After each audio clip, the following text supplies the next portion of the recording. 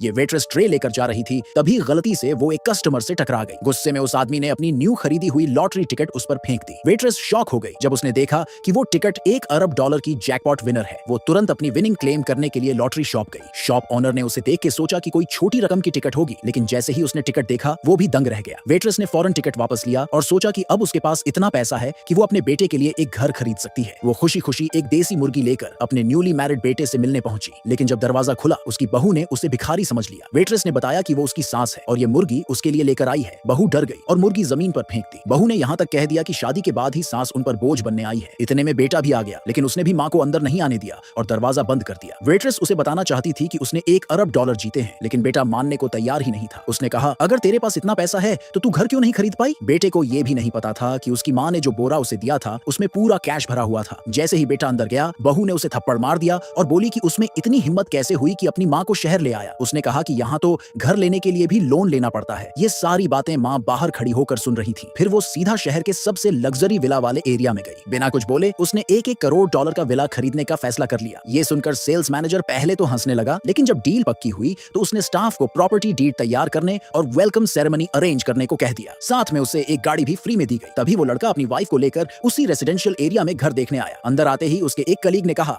कि आज कोई बड़ा क्लाइंट आया है और उसे वार्निंग दी कि उस क्लाइंट को नाराज मत करना। उसी टाइम वो औरत यानी उसकी माँ ने अपने बेटे को देख लिया। वो बताना चाहती थी कि उसने यहाँ का सबसे महंगा विला खरीद लिया है, लेकिन पास खड़ी सास ने उसे ताना मारते हुए मजाक उड़ाया। बहू ने भी कह दिया कि जल्दी से यहाँ से निकल जाओ, वरना अगर बड़े क्लाइंट को गुस्सा आ गया तो तुम भुगतेगी। जब औरत ने कहा कि वो मैनेजर का वेट कर रही है ताकि उसका प्रॉपर्टी डीड प्रोसेस हो सके, तो सब हंसने लगे। बोले कि ये तो सिटी का सबसे महंगा विला है और एक गांव की वेट्रेस इसे कैसे अफोर्ड कर सकती है। ऊपर से आज मैनेजर के बिग क्लाइंट का डील क्लोजिंग डे भी है और अगर उसने उस क्लाइंट को परेशान कर दिया तो पूरा बवाल हो जाएगा। लेकिन किसी को नहीं पता था कि वही औरत ही वो बिग क्लाइंट है। बहू ने फिर लड़के से कहा कि जल्दी से अपनी माँ को यहाँ से भगा दे। माँ ने बोला कि उसने बेटे के लिए विला खरीद लिया है। इतने में मैनेजर प्रॉपर्टी डीड लेकर आ गया, लेकिन बेटा मान ही नहीं रहा था कि उसकी माँ के पास $10 करोड़ का विला खरीदने के पैसे हो सकते हैं। उसने कहा कि माँ तुरंत यहाँ से चली जाए। सास ने भी ताना मारा कि तू अपने वेट्रेस वाली सैलरी से तो विला का बाथरूम भी नहीं खरीद सकती। बेटा भी यही सोच रहा था कि उसकी माँ पागल हो गई है। वो बोला, मैंने कभी अपनी माँ से कुछ नहीं लिया और अब तो बस यही चाहता हूँ कि मेरी माँ पब्लिक में कोई तमाशा ना करे। फिर बहू ने भी धमकी दी